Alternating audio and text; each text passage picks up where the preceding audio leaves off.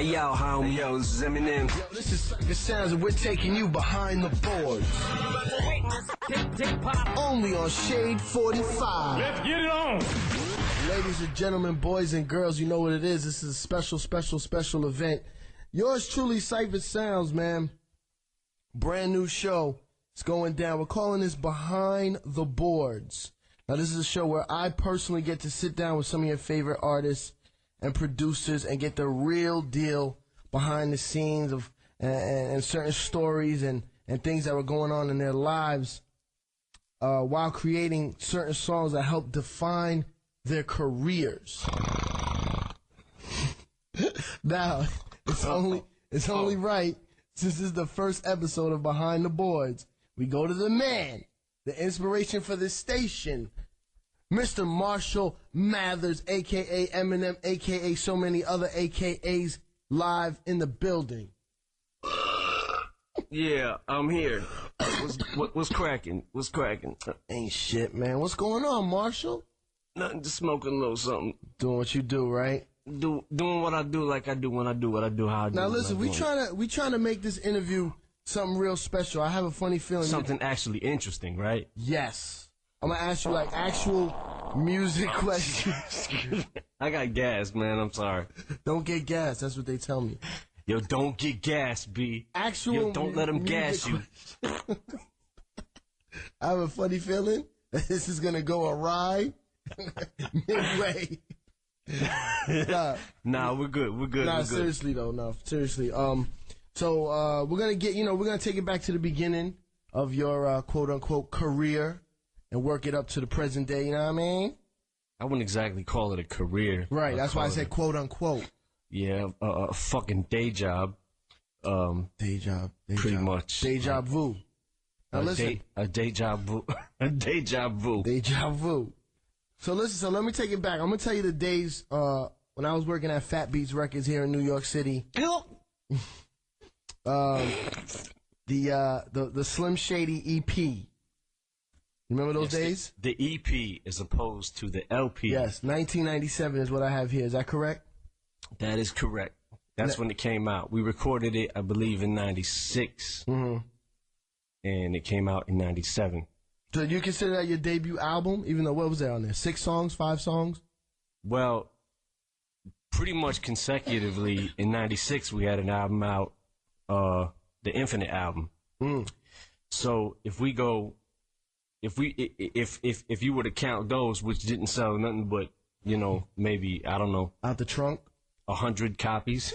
Nice. You know, nice. Yeah, I was killing it. I was killing the shit in Detroit. Yeah, obviously out the trunk. That's what you do. So now, this fucking guy, yo, this fucking guy.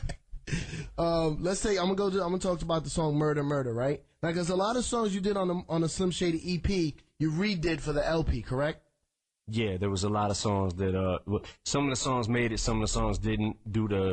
There was sampling issues and stuff like that. We couldn't clear certain samples and stuff like that. So, did you actually take the songs from the EP and just put them on the album, or did you remake them? Or we had to remake them and like do whole new beats to them. But so I like to kill people. Murder, Murder. That's actually one of the songs I want to talk about. I like to kill people. How old were you when you did Murder, Murder? I want to say 23. 23 when I recorded the song, and then by the time it came out, you know, around 23, 24 years old. What about it was getting like closer and closer to the deal with Dre. Like, you know, the more that, like, I went to the Scribble Jam in Cincinnati. I was just jumping in cars with people, like, no money in my pockets, just going wherever I could go. I went to the 97 Freaknik. Yeah. In you Atlanta. went to Freaknik. Nice. Yeah, I went to the Freaknik. I went to How Can I Be Down in 97. Like, 97 was the year that I really started, like, making moves, you know. Excuse me. What about, what's the, when you did that song, 'cause, you know, it's a lot about robbing and stealing and flipping out. What was the inspiration for that song, Murder, Murder? I like to kill people. well, that and like Proof wanted to start D12, the Dirty Dozen, and we were trying to find 12 MCs in Detroit that were 12 of the best MCs in Detroit, and at that time we couldn't find 12, so we said we had 6. So we was like, okay, well, if we're gonna be 6, if there's gonna be 6 of us, we got to make 12, so we got to come up with aliases. So everybody came up with an alias, and my first alias was Billy the Kid, and it was on some like gunslinging type shit. So that's where the aliases come from, and Proof became Dirty Harry, and that was always his name. He stuck to that name as soon as he picked it up. So then it started to become like, when I heard Dirty Harry, I was like, I should be Billy the Kid. And then, it was on some Wild West shit. And then we was like, nah, let's fall back on the Wild West shit. Nah, let's. Good move. Good choice. Yeah. So, literally, when I started doing interviews and started telling people, like, I was literally taking a shit when the name Slim Shady hit me. Because, I was basically, sorry, Jesus, I'm a sick fucking pig.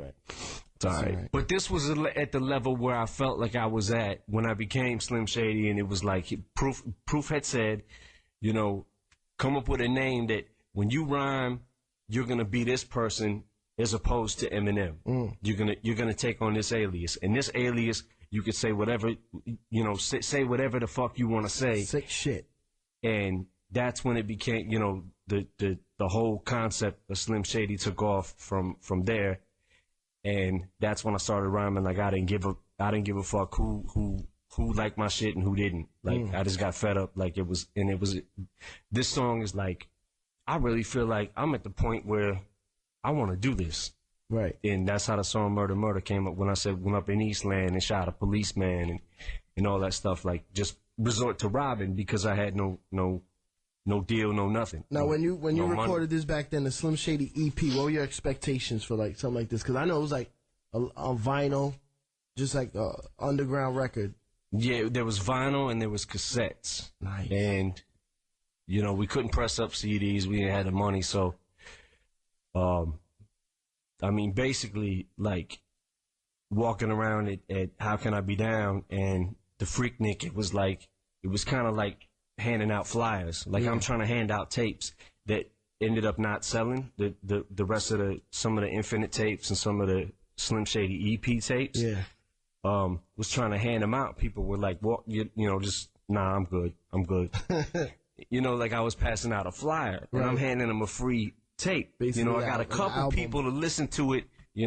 But it was, it's hard. I mean. All right, well, let's play it right now. Murder, Murder on Behind the Boards on Shade 45.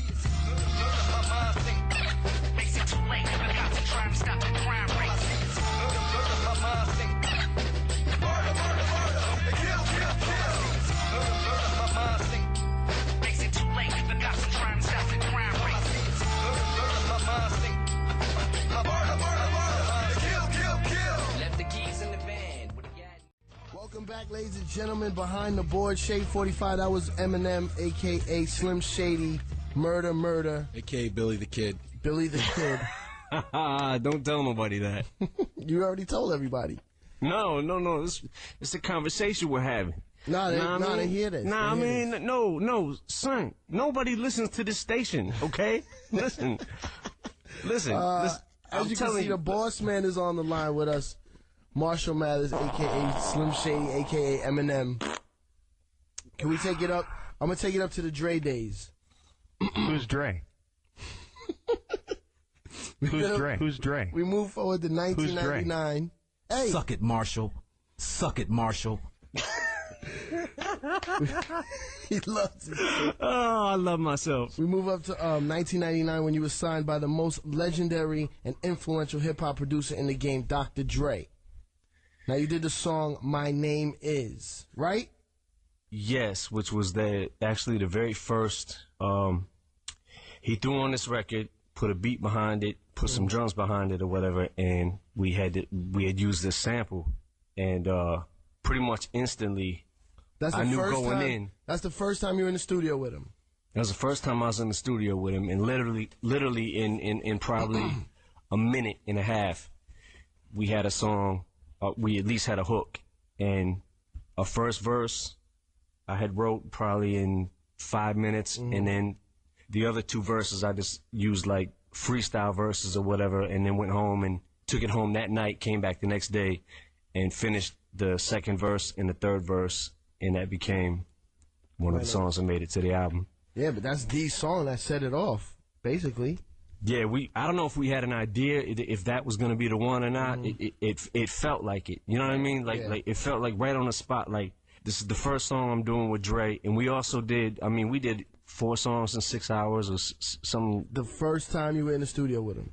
Yeah, it was just like anything. Every time he would make a beat right on the spot. Right.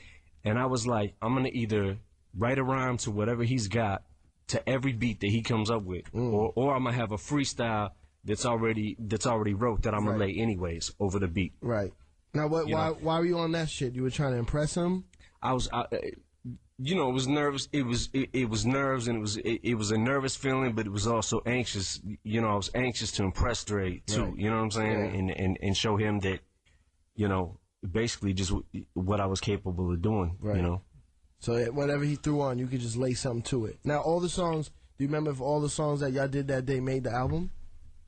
Not every song. We had a song called "When Hell Freezes Over." We had a song called "Ghost Stories," and we were going to 2-inch reel back then. Yeah. And those 2 songs we can't find. We can't find those 2 songs. You can't find them. And I remember 2-inch reel. Like, I was so used to like going to studios in Detroit. You take $40 to, you know, just name dropping real quick. Shout out to Mo Master, Dia Day. Me and Proof would go to those studios, and it'd be like $60 an hour, and I'd have like $40. So, you know, I was used to doing my shit in one take. So when I got with Dre, we did the song "When Hell Freezes Over." It had 2 long ass verses, a chorus, everything. I got all the way to the end of the song. He was like, "Yo, you want to punch in?" I was like, "Nah, run it back from the top." Because I was so used to running back, I didn't get the concept of like, oh, you can punch. I never had the luxury of doing that. Right. In any recording studio, like I didn't have if I did have the luxury of punching, it was in a studio where I only had $40 and had to, you know, I didn't have the time to punch, so it had to be. Yeah, this is a whole nother level when you get in with Dre. Yeah. So then you did the song "My Name Is." Did he tell you to make a song about your name? No, I just started as soon as the record came on. Because Snoop's first big record with Dre, it was, you know, Snoop Doggy Dogg had his name in it too. Yeah. Was that the first record Snoop, that he? Nah, it wasn't it was Snoop's first single from his album. Yeah. What's my motherfucking name? Snoop Dogg. So I thought maybe Dre tells you, put your name in the hook. Or no, I just kind of went, you know, as soon as the beat, it's like the beats, like I said in many interviews, it's like, if the beat don't talk to me, I'm not going to rap to it. But for some reason, there's certain beats, and there's a lot of Dre beats that instantly come on, and I think of the chorus right then and there. Like, it tells me what to say. And when that little, and you know, it was so happy, and I was like, "Hi, my name is Slim Shady." Yeah, you know, that's crazy right when there. I came up with when I did that, I got this. You know, he started laughing, and everybody was in the studio like kind of cracking up. Like, yeah, it fits so serious? well. It fits so well though. Hi, my name is. My name is by the Slim Shady LP 1999. This is Behind the Board. Shade 45. Cypher Sounds is here. Eminem is here. Hey, Em. Hi. How are you? My name is. This is an in-depth interview about songs that built your career, or made your career, or made you who you are in the industry today. There's a song on the Marshall Mathers LP, which is my favorite Eminem album, just in case anybody was wondering. I like the Billy the Kid LP.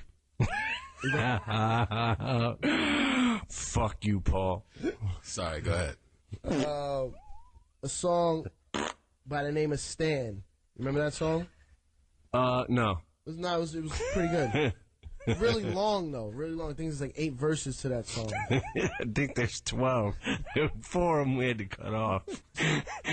Cause there was a verse where he got out of the water. You know, he escaped. and then came to my house to kill me. That's not nice. And then I had to, Well, let me describe it for the people. I had to kill him first that might not know. when he broke in my house, and then I missed him, and he was in the hospital for like 3 weeks, and then he was pissed off that I didn't write him, like get well cards and shit like that. So he came to kill me again, And then the last verse, finally, I just blew his head off, and then I love you, Slim. So 2000, your first album came out, multi-platinum, and then you had the the pressure of the sophomore album. Yeah, so, I was definitely I never knew about the sophomore jinx until everybody started telling me, like, when you're doing a second album. Like, I didn't know about a sophomore jinx until I started doing radio interviews and stuff like that. Yeah, especially if your first album's so successful. Yeah, and it was like when I would get on radio, they would say, "Are you worried about the sophomore jinx? Are you worried about the sophomore jinx?" And I'd be like, "The sophomore jinx," and I was like, "Not really, because my album could tank or it could do well, regardless of what it does. I'm just gonna do me. Mm-hmm. I'm gonna keep recording the same music that, and hopefully get better at it." The album definitely has a lot like a darker feel to it than the first one. And there's a song, like we said, the song "Stan," song produced by DJ Mark the 45 King, legendary producer in the game. He did a lot of Flavor Unit stuff, Latifah, Wild Pitch Records in the 80s and 90s. How'd you hook up with Mark the 45 King? Well, I got this beat tape, and I remember I was sitting in my car, and I just threw it in. It was the first song on the beat tape, and it was Dido. It was Dido singing. And then as soon as I heard what she was talking about, I instantly started thinking about a crazed fan, because I didn't realize that I was famous yet, like what the effect of fame had on me yet, because I was still staying at the same house that, not the house that I grew up in, but a house in pretty much the hood. Right. You know what I'm saying? Like, even after the first album. Yeah. Like into recording the second album, you were there. I was actually staying at my ex-wife's mother's house. Nice. Up in the attic. Up in the attic. So kids all day would knock on the door. Yeah. And my thing was, I lived on the east side of Detroit, and she lived in Warren. So, we used to go, meet each other halfway and go to whichever house, we was going to or whatever. And, these were people that were coming up to my door asking for my autograph that, when I'd be in her area, was playing catch, used to play catch with the football. You know what I'm saying? I'm playing catch with these dudes, basketball at the basketball court, When they asking for your autograph. Yeah, and I'm like, you know me. What are you talking about? You know me. Yeah. Now I'm famous, now I'm special? Right. You know what I'm saying? I didn't understand the whole concept that just me being on TV made me a different person than what I was. I couldn't grasp that concept until I had to put myself in someone else's shoes, or my own shoes. If I had met LL Cool J, which I actually did, I had got signed, I met Dre. That was a experience, a good experience, but a nervous experience. And I had actually, me and a girl from the Aftermath label were picking out clothes at a Foot Locker, and I saw LL Cool J, and I went right into fan mode. I pictured I had to bring myself back to that moment and remember, remember when you met Dre? Remember when you met LL? But I wasn't like, yo, can I get your autograph? I was trying to play it cool, but inside I was like, that's LL Cool J. So when you heard, know what I'm saying? when you heard Dido singing, it was the actual beat for Stan, right? And then that part was sampled on it. Yeah. So you heard her singing and it made you think of a crazed fan. Yeah, but your picture on my wall and all that stuff, and I went back to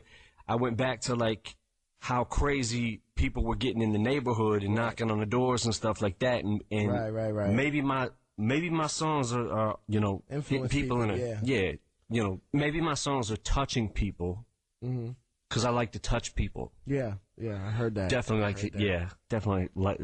like to touch people. So you wrote, Suck it, Marshall. You wrote Did you write the record like right there? Like, have the concept at least right there when you heard the beat?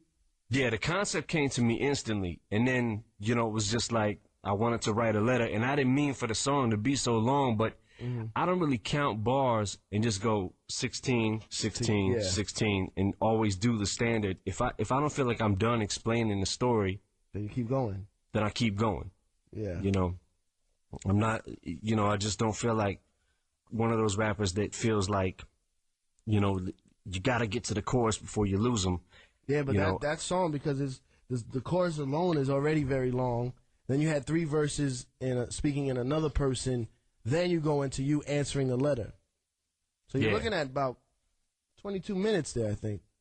Yeah. Oh, 22 minutes. The song was like 6.5 minutes long or something like that. Yeah, we play it on Shade all the time. I know the length well. When that song comes on, I know I can go to the bathroom when Stan comes on. You know the length really well, huh?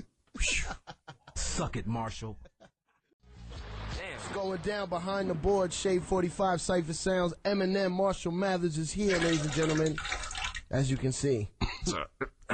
Let me switch gears a little bit, Marshall. Hey. Yeah. Hey.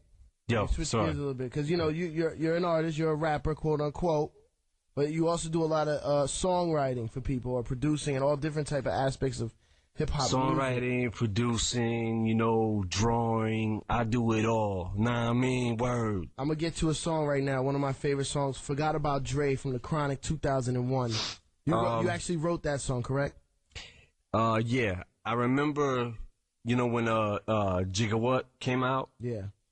And he had that flow, I wanted to do something that was double time to show that, like, it was one of those things that trying to prove yourself, like, everywhere I went, I felt like I was constantly having to prove myself because of, because of the color of my skin and.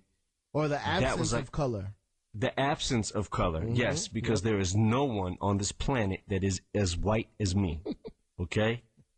Let's get that, for one thing, so that worked against me at first. Like, so you wanted to do, it always worked against me. Jigga had the double time bouncy on Jigga What, Jigga Who. Did you already have the beat, though? No, I literally rapped over the end of that. Like, I took that album I had. Right. I took it, I was listening to it in the headphones over and over and over, and I would just rewind to the end of the beat. And just use that, because I couldn't rap, like, the words when he was rapping was throwing me off with trying to write my own words. So just at the end, there's a little piece of the beat of Jigga. Yeah, there was a piece of the beat there. So I just, I wanted to show, what I wanted to show was like versatility. Like, I could do, prove myself as authentic as I could be. Like, I could do this style, I could do this style, I could do this flow, I could do this, I can do this. But Dre had asked you to write something for him already, or you were just. You started writing that for him, or you were writing a verse for yourself? Well, I started out writing a verse for myself, and then it became like this. Like, I was like, what if I wrote? I don't know how well Snoop or Dre would take to me writing this for them, the entire thing. Right. But originally, I had planned to see if Snoop would do the chorus. Like, I thought it would be crazy if, like, I had the middle verse, Snoop did the chorus, because I felt like I was the new cat. Like, Snoop and Dre are like the dynamic duo. Yeah, of course. You know what I'm saying? Like, of course. So I couldn't do anything to take away from that. So what I was trying to do was see if Snoop would get involved with the record, and after I did it, the hook that's on there now, you wanted Snoop to say that? Yeah. Okay. And like, I was trying to, like, when I wrote for Dre, Dre has a deeper voice, so when I laid the vocals, like, I laid them in a lower tone. So, I didn't lay them like, my voice was crazy back then.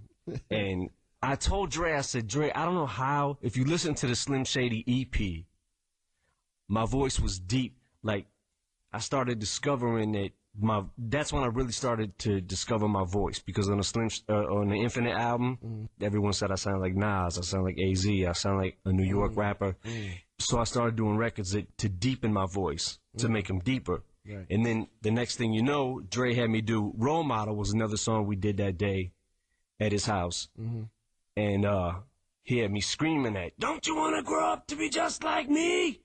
And somehow from then on, I started screaming all my records in this crazy, you know. Yeah, I remember those days. I remember those days.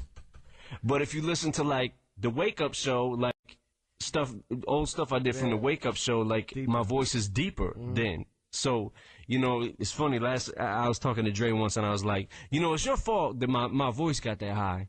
I was like, 'cause you made me start doing shit like that. 'Cause Dre would get me to do like, you know, start screaming these records and like bring this crazy like psychotic part out of me, which was fun at first, but when I look back on it now, I'm like I shriek sometimes when I hear some of them old, not that record, but when I hear like some of the old freestyles I did and stuff like that, I'm like, ugh, like why was I rapping like that? So you had to go. So you was writing this song, and you had to go back to a deeper voice.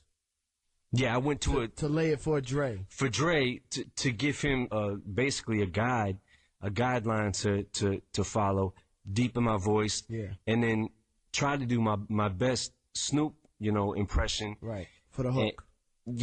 And it ended up being the hook. Dre was like, everybody I played it for said it sounded straight. And I was like, are you sure? I was like, can I relay it then? Did you tell Dre to make like a double time beat, or it just happened to work out that he had that beat and then you already were kind of writing to that other beat? No, I just happened to write to the Jay-Z beat and then came to the studio with that idea. Right. Like, yo, what if we did a bounce thing? And there were certain people in the studio that didn't think Dre could rap like that. Right. Like, didn't think he could pull it off. And he pulled it off. No, he definitely pulled it off, man. Let's actually listen to it right now, because I definitely want to ask you about working with Dre and stuff. Well, Dre the Up in Smoke tour and recording on that 2001 Chronic album. And for some reason, every time I would see him, he'd always be like, "Suck it, Marshall." And I never knew what that meant. You know what I'm saying? How did it go? What did he say?